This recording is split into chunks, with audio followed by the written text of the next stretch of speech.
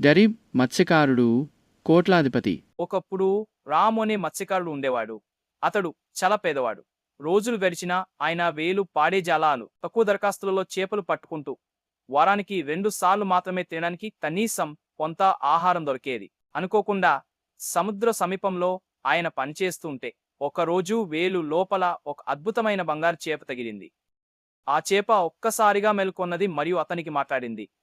హే రాము, నన్ను విడిచిపెట్టు. నేను నీకు 3 కోరికలు తీర్చుతాను. నిజంగా నా మాట వింటావా? రామ్ ముక్కున వస్తుంది. వాహ్, ఇది నిజమేనా? ఈ చేప నాకు దెబ్బ చేయాలనుకుంటుంది. ఆ చేప అంటోంది, హా, నేను శక్తివంతమైన చేప, కానీ నువ్వు ఏం కోరుకుంటావో అది నిజంగా నిదవుతుందంట. రాము మొదటి కోరిక అన్నాడు, నేను పెద్ద బంగ్లాను కోరుకుంటున్నాను. ఆ చేప వెంటనే బంగ్లా నిర్మించేసింది. రాము అప్పుడే అక్కడి నుంచి తలకిందులుగా జారిపోతూ దూరంగా వెళ్ళిపోయాడు. నడుచుకుంటూ చూసి దానిలో చేరి పెద్దగా నవ్వాడు. రెండో కోరిక 2 లక్షల రూపాయల బ్యాంక్ అకౌంట్. ఆ బంగారు చేప అలా చేస్తూ అతనికి భారీ మిదులు ఇచ్చింది. రాము వెంటనే ఎంచుకున్న వాడికి నా బ్యాంక్ బాలన్స్ బంగారు చేప ఇచ్చింది అన్నాడు. అతను ఒక భవనంలోకి చేరి అక్కడి నుంచి ఇతర కళని కూడా వెంటనే సిద్ధం చేసుకున్నాడు.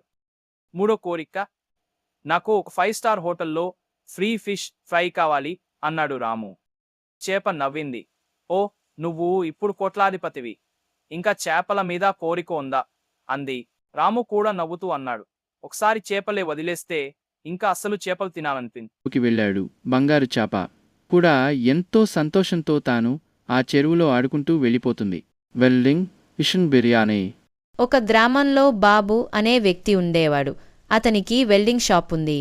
కానీ షాప్కి చాలా రోజులుగా కస్టమర్లు రాలేదు. బాబు ఆకలితో బద్ధకంగా కూర్చుని ఉన్నాడు. ఒకరోజు అతని స్నేహితుడు కన్నా వచ్చి అన్నాడు, ఓయ్ బాబూ, మనం వెల్డింగ్ మిషన్లో బిర్యానీ వండుదాంరా. బాబు షాక్. ఏమంటావు కన్నా? వెల్డింగ్ మిషన్లో బిర్యానా? అది ఇనుపను జత చేస్తుంది. బిర్యానీ అయితే కూరగాయలతో పాటు మామూలుగా వండాలి కదా.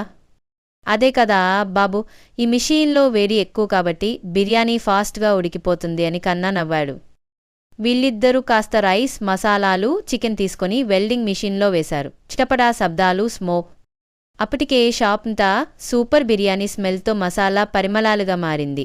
బాబూ, స్మెల్ అదిరిందిరా, కర్రీ కూడా వేసమ్మా అన్నాడు కన్నా. తర్వాత దాల్, కర్రీ, అన్నం కూడా మిషన్లో వేశారు.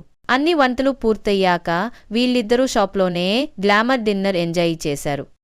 రాత్రి ఇంటికి వెళ్ళగానే బాబు తల్లి కోపంగా అడిగింది, ఇంటికి గ్యాస్ సిలిండర్ ఎందుకు తెచ్చలేదు? బాబు నవ్వుతూ అన్నాడు, ఎందుకంటావమ్మా, ఇక మేము బిర్యానీ కూడా వెల్డింగ్ మిషన్లోనే వండుతాం.